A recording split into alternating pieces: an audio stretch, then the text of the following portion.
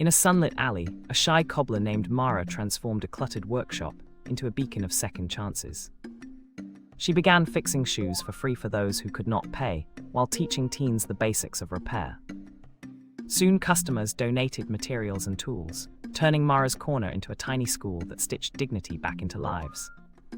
A local philanthropist funded a microloan program, enabling graduates to open their own repair stalls and sustain families. Within a year, Mara's alley blossomed into a network of skilled makers, inspiring neighbors with resilient, hopeful success.